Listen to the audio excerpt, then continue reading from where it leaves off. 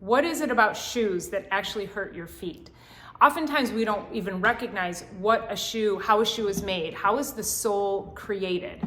And if you have a wide foot, you're just gonna go for the wide shoe, not necessarily understanding the structure of how the sole of the shoe is made. So my dear friend came in to have lunch with me today, and she walked in and she has these fabulous shoes, aren't they amazing? First of all, as a woman, I so appreciate the fact that it has a lug sole. None of these like tiny, delicate, dainty little heels, especially here in the Michigan winters.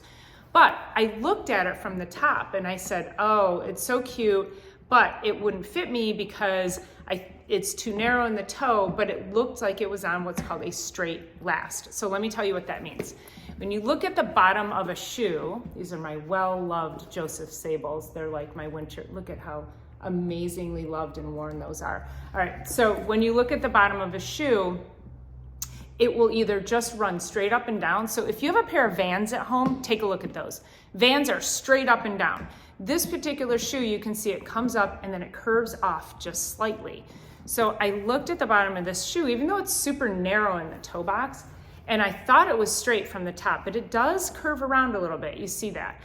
Unfortunately, I don't have a straight lasted shoe here to show you, but these are my tennis shoes, my Asics. Now, I've worn Asics for years because they have that tiny little bit of curve. Now, Nikes typically have a straighter last. Adidas will have a straighter last depending on the actual, the particular model. I do have a pair of Adidas that I like. Again, well worn and loved, and you can see they curve off to the right a little bit. Hoka's really popular brand currently with a lot of the younger kids. Hoka's have a straighter last on them. So here's the problem, or here's the difference. If you are a pronator, so what that means is that your heel comes down and then your ball of your foot hits and then suddenly your foot pancakes out. So the inner part of the arch will flatten and it causes the toes to point that way.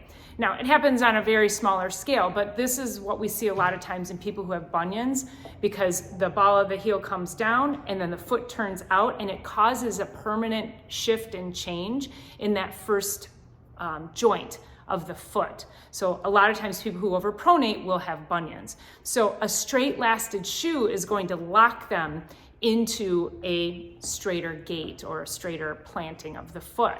So if you're somebody who has a bunion and you know that you're a pronator, so that arch of your foot collapses down and you shift off, and you can look at this by the bottom of your shoes. So I don't know, these are so worn out, but it's got pretty decent shoe wear. So you can see I strike not quite in the center, so I hit the outside of the heel, and then I come around, and there's a lot more wear on the inside of like where the ball of the foot would be. So that's what you're looking for if you're a pronator. You can even look, if you're barefoot, you can watch your feet and watch that collapse and watch the foot point out. So when that happens, if you're looking for a more curve-lasted shoe, as soon as the ball of the foot plants, now you've got just that little bit of angle to adapt to help take the stress off of that first joint in your toe. So if you have bunions, this is actually something really good to look for, not strictly just a wide shoe.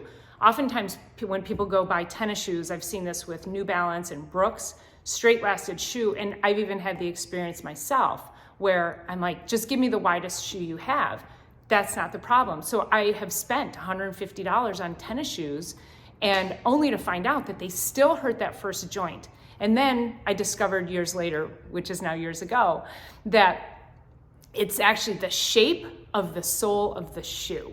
So the next time you're buying shoes and you're wondering, oh, if you have a particular brand that fits you really well, stick with it. I've been wearing Asics.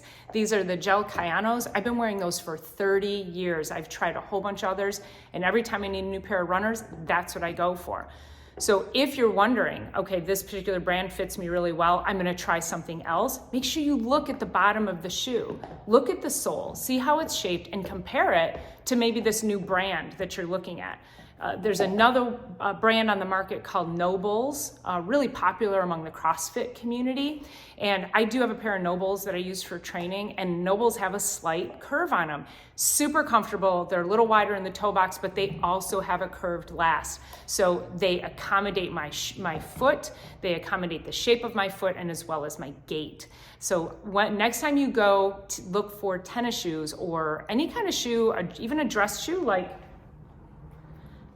our beautiful boots here, but they're just too narrow for me. Darn it, I'm so upset. They're so cute though, right? I know, super cute. So look at the bottom, and if you're wondering why they aren't very comfortable and why they hurt that first joint, that's why. You need to look at the bottom, look at the sole, and I have passed up many, many cute shoes because they are on a straight last and not a curved last. And I'm telling you, Vans, how cute are Vans? And they have them in so many different styles and colors, and I just can't wear them. I have a pair of amazing Vans. They're the pink high top Gore-Tex all weather ones that I paid $150 for. Cannot wear them because they're on a straight last, and I took a chance because I hadn't done that in a while, and no, they're sitting in my closet. I may have worn them a half a dozen times. Who wants them? They're for sale. I don't know, I'll give them to you, okay? Maybe we have a contest and give away my gently used pink Vans. So I hope that was helpful. Let me know what you think. If you have any foot problems, let me know. Drop a comment below. Please subscribe to this channel and let others know that they can come right here to get really great information about health and wellness. And of course, learn about shoes. All right, see you on the next one. Thanks for being here.